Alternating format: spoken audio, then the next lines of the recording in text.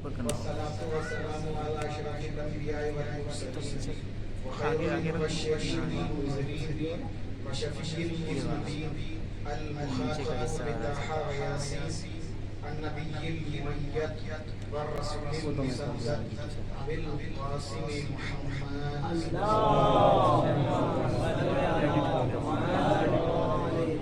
ثم الصلاة والسلام على نبيه ووصيه ووزيره وأمينه ونفسه وشرف درته وذريته وباب حكمته وناطق بحجته سيد المرسلين يعني أمير المؤمنين علي بن أبي طالب غالب على بلد غالب محمد لطالب امام المشارق والمغارب فاتح باب خیبر خاتم مرحب والد شکر قال النبي صلى الله عليه وآله وسلم في شان ضربة الولية يوم الخندق أفضل من إمالة الثقلين الذين أرحم الله عنهم ورسى وطهرهم تطهيرا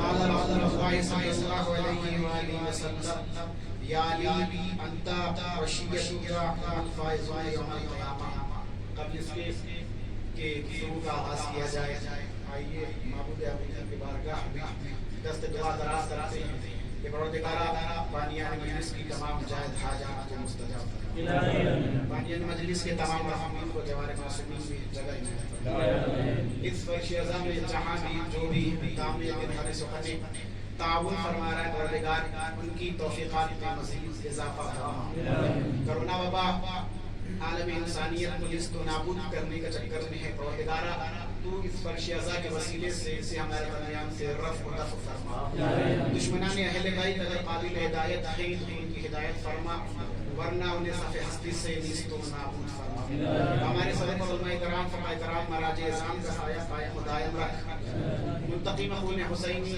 فرزند یوسف زہرا امام زمانہ کے ظہور میں تاجیل عنایت فرما، ہم سب ان کے اعوان انصار میں شمار فرما، شہزادی کونین کی نالین پاک سے نکلی ہوئی گردوں کا تصدق ہے کہ کاتب تقدیر نے ہمارے قلوب میں اہل بیت کی محبت مسکن فرما کر ہمیں اس ماضی دنیا میں معراجی کیفیت محسوس کرنے کی توفیق حمد ہے اس ذات کا کہ جو وہو علی کل شیء قدیر ہے، حمد ہے اس ذات کا کہ جس سے بڑا کوئی مصور نہیں، اس کی مصوری کی کیا بات کی جائے، اس نے جب اپنی مصوری دکھانا چاہی تو 14 خلق کیے، اس نے جب اپنی مصوری کا کرشمہ دکھانا چاہا تو 14 انوار خلق کیے، نہ ان کے گفتگو میں کوئی فرق، نہ ان کی سیرت میں کوئی فرق، نہ ان کے کردار میں کوئی فرق، اگر نہ سمجھ میں آئے تو آئیے مولا کائنات کی اس موقع پر جب مولا کائنات پر سر اختیار آئے، ایک صحابی نے مولا کائنات کی نماز تمام ہونے کا انتظار کیا اور انتظار کرنے کے بعد سے وہ یہ کہتا ہوا نظر آیا آج مجھے نبی کی نماز یاد آ گئی۔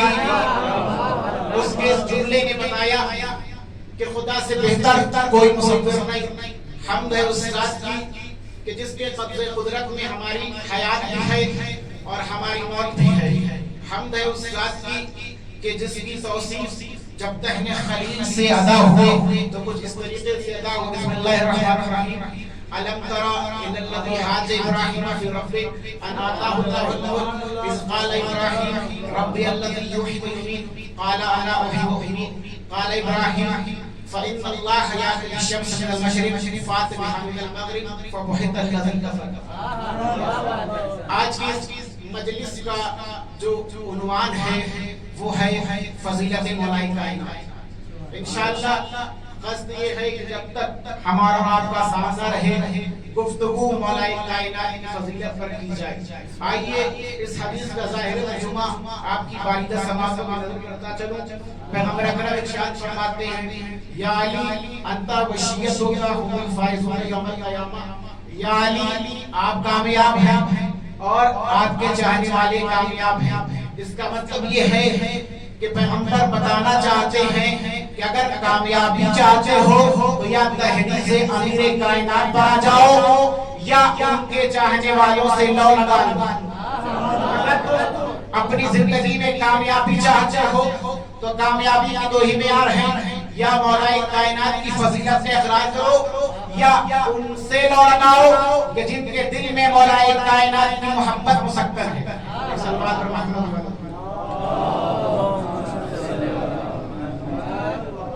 نبی نے مولا کائنات کی اس حدیث میں فضیلت کو بیان فرمایا ہے۔ کون علی؟ وہ علی کہ جس کے لیے نبی نے حدیث قدیر ارشاد فرمایا، وہ علی۔ کون علی؟ وہ علی جس کے لیے نبی نے حدیث منزلت ارشاد فرمایا، وہ علی۔ کون علی؟ وہ علی جس کے لیے نبی نے مدینہ العلم ارشاد حدیث منزلت العلم ارشاد فرمایا، وہ علی۔ کون علی؟ وہ علی جس کے لیے نبی نے حدیث یوم الدار ارشاد فرمایا، وہ علی۔ کون علی؟ وہ علی جس کے لیے نبی نے حدیث طیر ارشاد فرمایا، وہ علی۔ کون علی؟ وہ علی جس کے لیے نبی نے حدیث وصایت ارشاد فرمایا، وہ علی۔ کون علی؟ وہ علی جس کے لیے نبی نے حدیث ولایت ارشاد فرمایا، وہ علی۔ کون علی؟ وہ علی جس کے لیے نبی نے لفظ رائتا کا استعمال کیا، وہ علی۔ کون علی؟ وہ علی کہ جس کے لیے نبی نے حدیث سفینہ ارشاد فرمایا، وہ علی۔ کون علی؟ وہ علی کہ جس کے گھر میں حدیث قصہ کا نزول ہوا، وہ علی۔ کون علی؟ وہ علی جس کے لیے نبی نے حدیث شجرہ کا استعمال کیا، وہ علی۔ کون علی؟ وہ علی جس کے لیے نبی نے حدیث اللہ ارشاد فرمایا، وہ علی۔ کون علی؟ وہ علی کہ جس کے لیے جبریل جیسا ملائکہ لا فتح الا علی لا سیف الا ذوالفقار کا ترانہ پڑھتا ہوا نظر آیا، وہ علی۔ کون علی؟ وہ علی کہ جس کے خطاب کر کے نبی نے فرمایا یا علی انت قسم النار والجنہ، وہ علی۔ کون علی؟ وہ علی جسے نبی نے خطاب کر کے فرمایا ہے ضربت علی یوم الخندق افضل من عبادت الثقلین، وہ علی۔ کون علی؟ وہ علی کہ جس کے خطاب کر کے نبی نے فرمایا یا علی اگر کوئی تم پر سب کو ستم کرے تو اس نے تم پر سب کو ستم نہیں کیا بلکہ مجھ پر سب کو ستم کیا ہے، وہ علی۔ کون علی؟ وہ علی کہ جس کے لیے نبی نے ارشاد فرمایا یا علی اگر کوئی تجھ سے بغض و عداوت رکھے تو اس کا مطلب یہ ہے کہ اس نے تجھ سے بغض و عداوت نہیں رکھی بلکہ مجھ سے بغض و عداوت رکھی ہے۔ کون علی؟ وہ علی کہ جس کے لیے نبی نے خطاب کر کے فرمایا یا علی انت منی وانا منک، یا علی آپ مجھ سے ہیں اور میں آپ سے ہوں، وہ علی۔ کون علی؟ وہ علی کہ جس کے لیے نبی نے فرمایا ہے یا علی اگر آپ کی محبت لوگوں کے دلوں میں آ جائے تو پھر جان لیجیے یہی محبت معیار ہے۔ مومن کون ہے؟ منافق کون ہے؟ جس کی محبت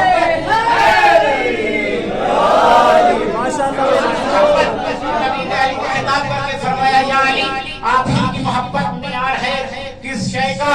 کہا مومن اور منافقت میں جو معیار بیان فرمائے جو میزان ہے اس ذات کو علی کہتے ہیں۔ کون علی؟ اب تک جو خاموش تھے یہ جملہ ان کی میزان سماعت پر نشر کر رہا ہوں۔ نبی کہتے ہیں کون علی؟ وہ علی کہ جو انبیاء کا وارث ہے، وہ علی جس نے انبیاء کی نصرت کی، وہ علی جو حجب الاقطاب ہے، وہ علی جو حجب الاحباب ہے، وہ علی جس نے تمام انبیاء کی نصرت کی، وہ علی جس نے نبی خلق رسول کی بھی نصرت کی، وہ علی۔ لیکن ایک فرق کے ساتھ جب علی نے تمام انبیاء کی نصرت کی تو غائبانہ طریقے سے، لیکن جب نبی کی نصرت کی تو ظاہر ہو کر آئیے تہذیب نجف پر سجدہ ریز ہو کر مولا کائنات سے سوال کرتے یا نبی اللہ آپ نے جب سب کی مدد کی تو غائبانہ طریقے سے کی، لیکن جب موقع نبی کی نصرت کا آیا تو آپ اس کا وجود ظاہر کیوں ہو گیا؟ عجب نہیں دہلی سے مولا کائنات سے یہ آواز آئے نادان غور تو کر، نادان فکر تو کر، شاید کسی نتیجے تک پہنچے۔ جب میں نے غور کیا، جب میں نے فکر کیا تو میں اسی نتیجے پر پہنچا جب نہیں مولا کائنات یہ کہنا چاہ رہے ہو ایک ہی نصرت کے لیے ظاہر ہوا تو لوگ نصیری ہو گئے۔ میں ایک ہی نصرت کے لیے ظاہر ہوا تو لوگ نصیری ہو گئے۔ اگر سب کی نصرت کے لیے ظاہر ہو جاتا تو اللہ جانے کیا کیا وجود میں آ جاتا، اللہ جانے لوگ کیسے کیسے عقیدے بنا لیتے۔ یہ ہے وہ فضائل و مناقب مولا کائنات۔ مامون نے امام رضا علیہ السلام سے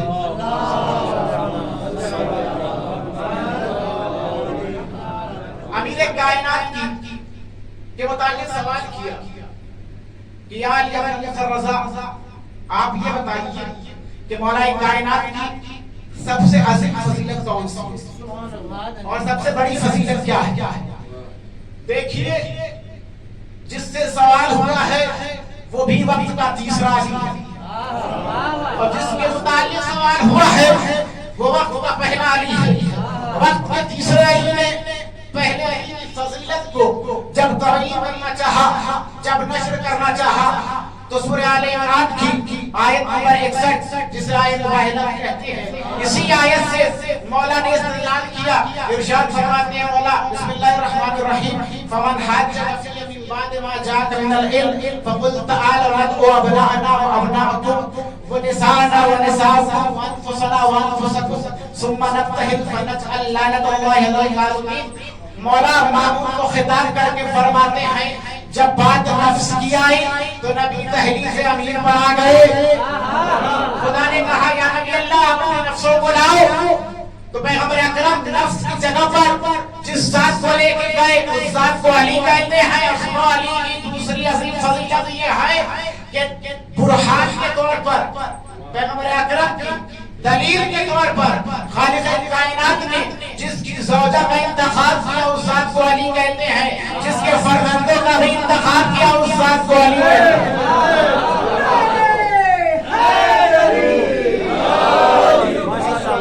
نبوت کے برہان کے لیے خالق کائنات نے جس کے خانوادے کا انتخاب کیا, جسے نفس کی جگہ پر خدا نے کہا نفس کی بات کی, تو پیغمبر اکرم نفس کی جگہ پر علی کو لے کے گئے. بات انفسنا کی آئی تو بھی علی کی زوجہ گئی, اور بات ابنانا کی جب آئی تو بھی علی کے فرزند گئے. اب یہ الگ بات ہے قرآن کہہ رہا ہے کہ ابنانا ہے یعنی نبی کے فرزند ہے, یہ الگ بات ہے. تو یہ وہ فضیلت ہے کہ جسے وقت کے تیسرے علی نے مولا کائنات کی جب فضیلت کو بیان کرنا چاہا تو اس نے استدلال کیا. ایک راوی ہے کہ جس کا نام اسماعیل ابن علی ابن زرری, یہ دیبل خزائی کا کے بھائی کا بیٹا ہے. یہ اپنے پدر بزرگوار سے ایک روایت نقل کرتا ہے کہ میں نے اس روایت کو دیکھیے. وہ کہتا ہے کہ میں نے اس روایت کو اپنے والد سے یعنی اپنے والد سے اور میرے والد نے اس روایت کو علی ابن مفرزہ سے, علی ابن مفرزہ نے اس روایت کو باب الحوائج سے, باب الحوائج نے اس روایت کو امام جعفر صادق سے, امام جعفر صادق نے اس روایت کو باقر العلوم سے, باقر العلوم نے اس روایت کو زین العابدین سے, زین العابدین نے اس روایت کو امام حسین سے, امام حسین نے اس روایت کو مولا کائنات سے, مولا کائنات نے اس روایت کو پیغمبر اکرم سے.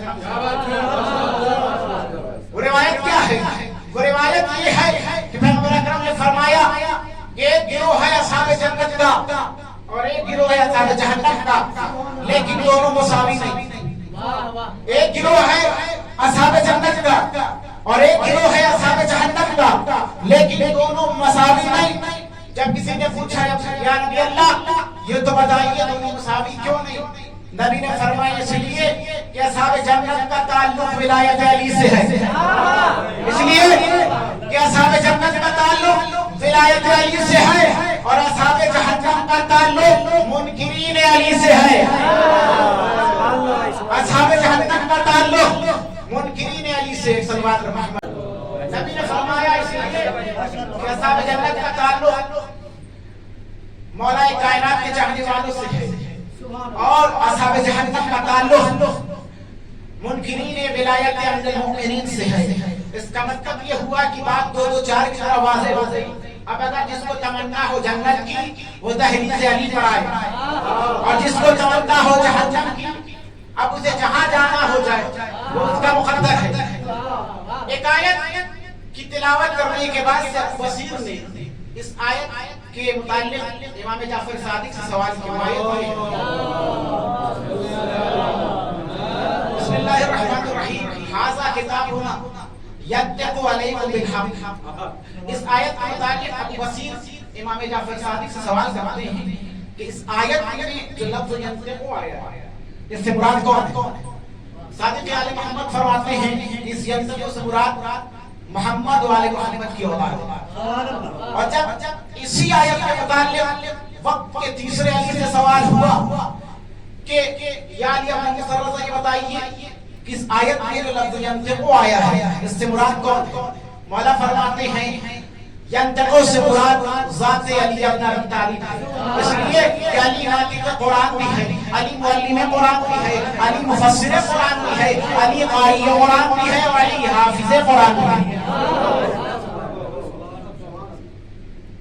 اس آیت سے استدلال کرتے ہوئے امام نے فرمایا کہ ینتقو سے مراد مولا کائنات کی ذات گرامی ہے۔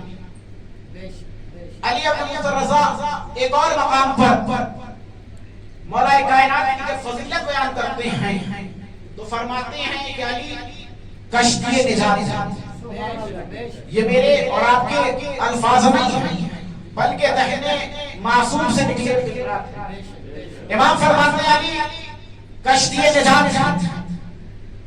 اس کے بعد امام نے پیغمبر اکرم کی ایک روایت نقل کی کہ میں نے اپنے والد سے اور میرے والد نے مولا کائنات کی ایک روایت اور مولا کائنات نے پیغمبر اکرم سے اسے نقل کیا کہ پیغمبر اکرم فرماتے ہیں کہ امت مسلمہ اگر تم چاہتے ہو کہ تم کشتی نجات پر سوار ہو جاؤ اور تمہاری کشتی نجات تک پہنچ جائے تو میں تمہیں کشتی نجات بتا رہا ہوں کہ کشتی نجات کون ہے۔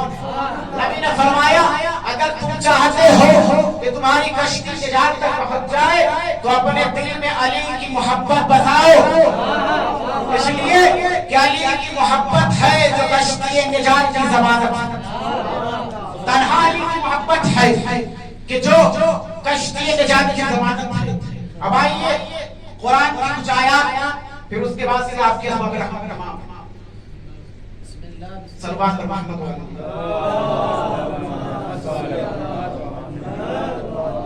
نعرہ تکبیر اللہ اکبر، نعرہ تکبیر اللہ اکبر، نعرہ تکبیر اللہ اکبر، نعرہ رسالت یا رسول اللہ، نعرہ رسالت یا رسول اللہ، نعرہ حیدری یا علی، نعرہ حیدری یا علی، حسینیت زندہ باد، حسینیت زندہ باد، یزیدیت مرد آباد، یزیدیت مرد آباد، اہل بیت کل دشمنات لانا اور محمد وآل محمد بلندتر صلوات۔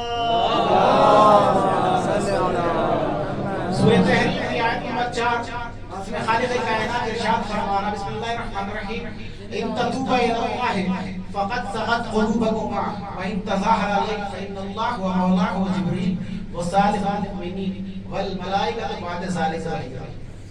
پیغمبر اکرم اپنے دونوں ازواج کو خطاب کر کے فرما رہے ہیں کہ تم دونوں توبہ کرو۔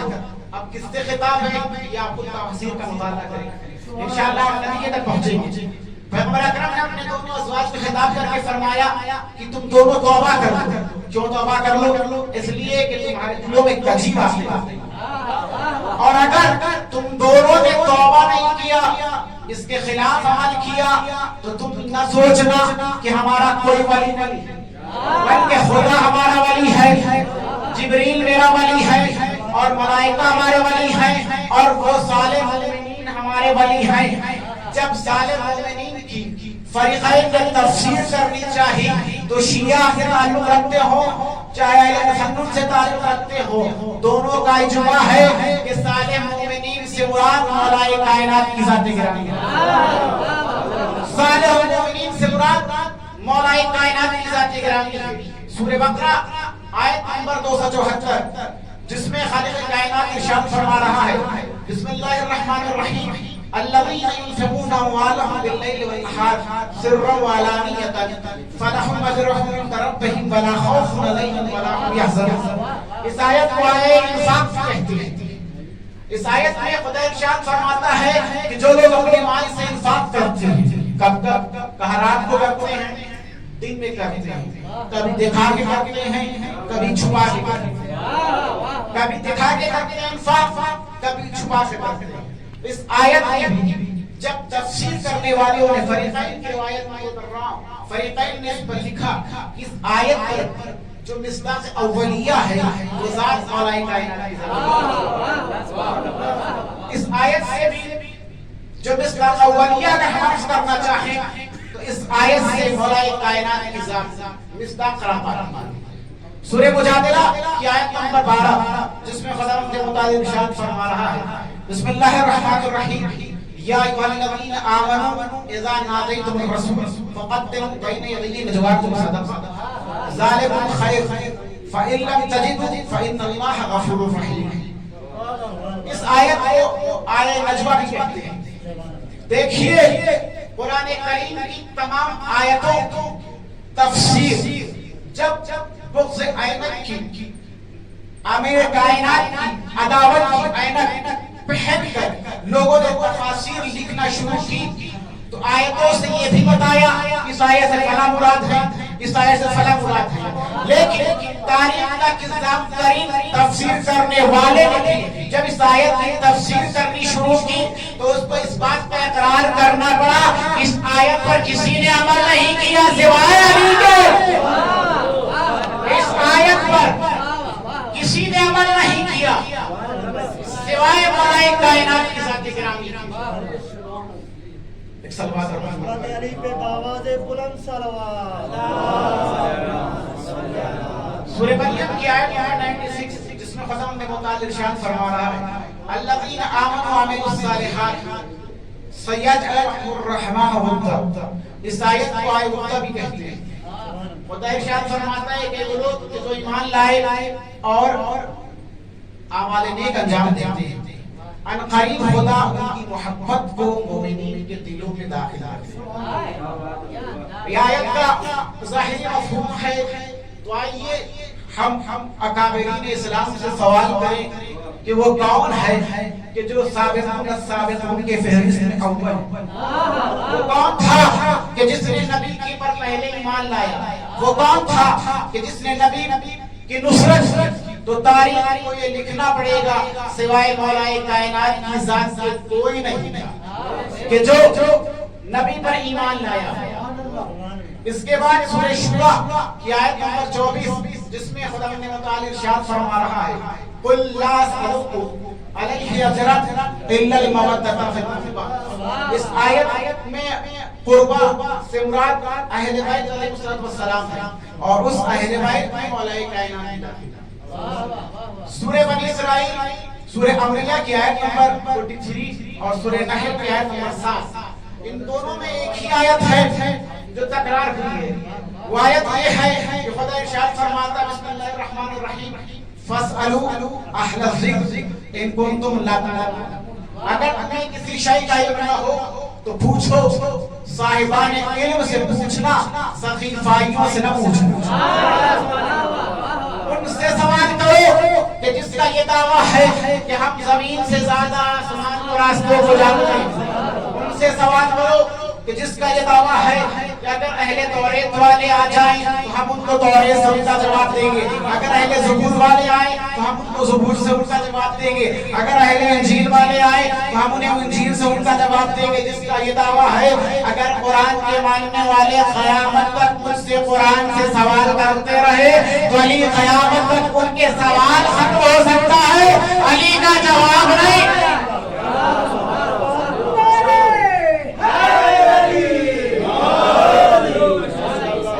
لوگوں کے سوالات ختم ہو جائیں گے لیکن علی کے جوابات ختم نہیں ہوگا۔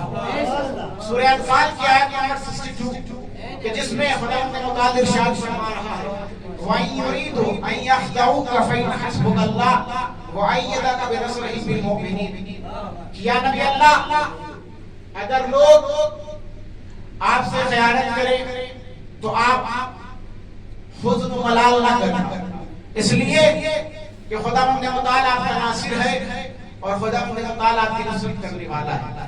تو آئیے عالم اسلام سے سوال کریے کہ خالق کائنات نے یہاں پہ جو لفظ ایدہ کا استعمال کیا ہے اس ید سے مراد کون ہے؟ خدا نے کسی کے ید کو اپنا ید کہا ہے تو پھر تفاسیر کو اٹھا کر دیکھئے وہ کوئی اور ید نہیں ہے بلکہ ید اللہ ہے، اور ید اللہ سے مراد مولا کائنات کی ذات گرامی ہے، وہ کوئی اور ید نہیں ہے بلکہ ید اللہ ہے، اور ید اللہ سے مراد مولا کائنات کا دست مبارک ہے۔ ایک اور واقعہ پھر انشاءاللہ آپ کے سواب رحمت تمام۔ روایت نقل کرتی ہے یہ وہ فضیلت ہے کہ جو پیغمبر اکرم اور بعض قرآن آیات سے استدلال کرنے کے باوجود ہم اس نتیجے تک پہنچتے ہیں کہ قرآن کی کسی بھی آیت کو اٹھایا جائے تو نتیجہ علی کے بغیر اگر کامل کرنا چاہے وہ انسان تو کامل نہیں ہو سکتا، اس لیے کہ ہر آیت اور اس کا مصداق اولیہ مولا کائنات کی ذات گرامی ہے۔ تو نبی نے فرمایا ہے علی آپ کامیاب، تو علی کیوں کامیاب ہے؟ اس لیے علی کامیاب ہے کہ اس علی کے لیے فضائل و مناقب پیغمبر اکرم نے بھی بیان فرمایا اور خود قرآن مجید نے بیان فرمایا۔ اب پیغمبر نے فرمایا کہ علی آپ کے چاہنے والے بھی کامیاب ہیں، تو آئیے اس پس منظر میں ایک واقعہ جنگ صفین میں علی کے چاہنے والی ہے کہ جس کا نام خارمیہ یا خالمیہ غالباً ابھی اس میرے ذہن سے نکل گیا ہے، لیکن یہ علی کے چاہنے والی ہے جنگ صفین۔ اس کا کام کیا تھا جنگ صفین میں؟ کیا یہ جنگ کر رہی تھی؟ کہا نہیں، جنگ نہیں کر رہی تھی، بلکہ جنگ صفین میں اس کا کام یہ تھا کہ علی کے چاہنے والوں کو، جب علی کے چاہنے والے میدان مبارزے میں جاتے تھے تو یہ مولا کائنات کی فضیلت بیان کرتی تھی، اور اس قدر مولا کائنات کی فضیلت بیان کرتی تھی کہ لوگ بھاگنے والے سمٹ جاتے تھے، یعنی جو میدان چھوڑنا چاہتے تھے تو بھی علی کی فضیلت کو سن کر میدان نہیں چھوڑ رہے تھے۔ یہ علی کے چاہنے والی ہے، مولا کائنات اس دار فانی سے دار بقا کی طرف جا چکے، مناسک حج آ گیا۔ یہ مناسک حج میں حج بیت اللہ کی زیارت کے لیے تشریف لاتی تھا دارمیہ، ہاں بھائی میں نام صحیح وضاحت دارمیہ، یہ مناسک حج میں تشریف لاتی ہے، اور اسی مناسک حج میں فقیر شام اور اس کے قائم ترین موجود تھے، لہذا فقیر شام کے قائمے نے اپنے فقیر حاکم سے کہا کہ مجھے دارمیہ یاد ہے جو جنگ صفین میں موجود تھی، جو علی کی فضائل بیان کرتی تھی، لوگ بھاگنا چاہتے تھے لیکن بھاگ نہیں پاتے تھے، اس لیے استقامت ملتی تھی مولا کائنات کی فضیلت۔ تو کہا ہاں اسے کون ہو سکتا ہے؟ تو کہا کہ وہ ابھی مقام پر موجود ہے، وہ بھی بیت اللہ کی زیارت کے لیے آئی ہے۔ تو فقیر شام کہتا ہے کہ ٹھیک ہے تو پھر ہماری ملاقات کراؤ دارمیہ سے۔ دیکھیے نبی نے تو فرمایا ہے کہ علی کے چاہنے والے کامیاب ہیں، اس لیے کامیاب ہیں کہ علی کے چاہنے والے کسی فقیر کے پاس نہیں جاتے، علی کے چاہنے والے کسی حکومت کے پاس نہیں جاتے، کسی تخت و تاج والے کے پاس نہیں جاتے۔ کیوں؟ اس لیے وہ چاہے زمانے ماضی کا فقیر شام ہو یا سر حاضر کا پاپ ہو، چاہے زمانے ماضی کا فقیر شام ہو یا سر حاضر کا پاپ ہو، وہ سب علی کے چاہنے والوں کی تحریک بنا کر اس بات کا اعلان کر رہے ہیں کہ واحد یہی ذات ہے کہ جو کامیاب ہے اور جن کے اندر رحمت حیات باقی۔ دارمیہ بلایا گیا، سلام و کلام کے بعد گفتگو شروع ہوئی۔ فقیر شام کہتا ہے کہ میں نے سنا ہے کہ تو علی کے چاہنے والی ہے، میں یہ چاہتا ہوں کہ تو کچھ علی کی فضیلت بیان کر۔ دارمیہ کہتی ہے کہ اگر میں اپنے مولا و آقا مولا کائنات کی فضیلت بیان کرنا شروع کروں تو مناسک حج تو تمام ہو سکتے ہیں لیکن میرے مولا کی فضیلت تمام نہیں ہو سکتی۔ دارمیہ کہتی ہے کہ اگر میں اپنے مولا و آقا کی فضائل و مناقب کو بیان کرنا چاہوں اور بیان کروں اس مقام پر تو مناسک حج تمام ہو جائیں گے لیکن میرے مولا کی فضیلت تمام نہیں ہو سکتی۔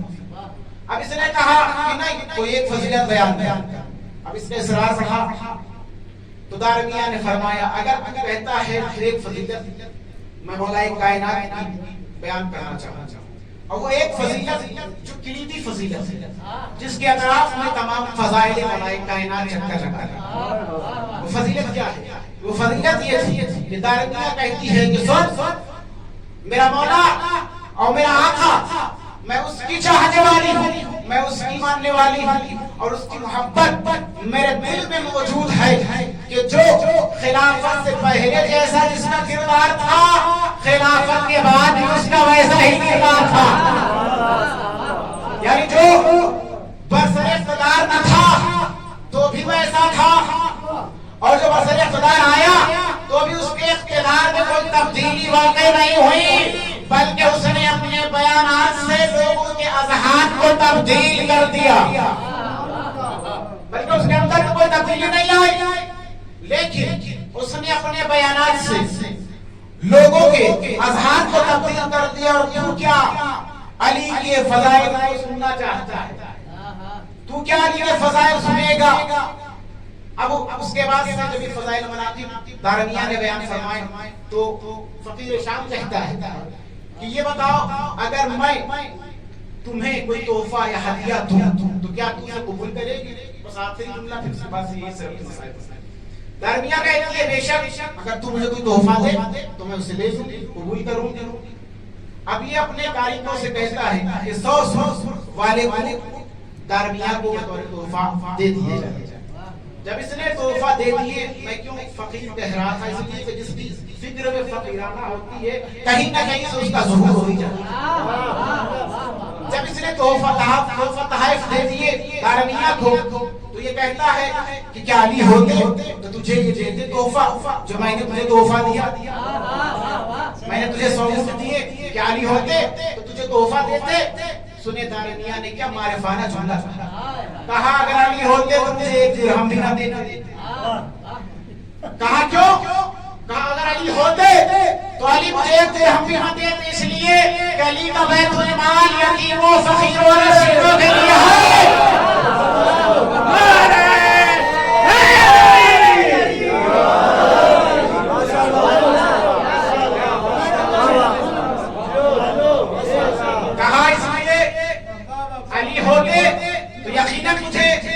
اتنے تحفے تحائف نہ دیتے. کہا کیوں؟ اس لیے کہ علی کا بیت المال یتیموں پر صرف ہوتا. علی کا بیت المال فقیروں کے لیے تھا تیرے جیسے حاکموں کے لیے نہیں کہ جو لوگوں کو مال دے دے کر اپنا کرنا چاہ رہا. لیکن یاد رکھ تو لاکھ مال و مدمان دینا چاہے تو بھی یاد رکھنا نہ علی والے کل بکے تھے نہ آج بکے ہیں نہ قیامت تک بکیں گے. اس لیے کہ تو چاہتا ہے کہ اپنے مال و منات کو دکھا کر علی والوں کو خرید لیکن یاد رکھ علی والے بکنے والے کیوں؟ اس لیے کہ علی والوں کا مرکز کربلا ہے. علی والوں کا مرکز کربلا اور علی والوں نے کربلا سے درس لیا اور جن کا مرکز کربلا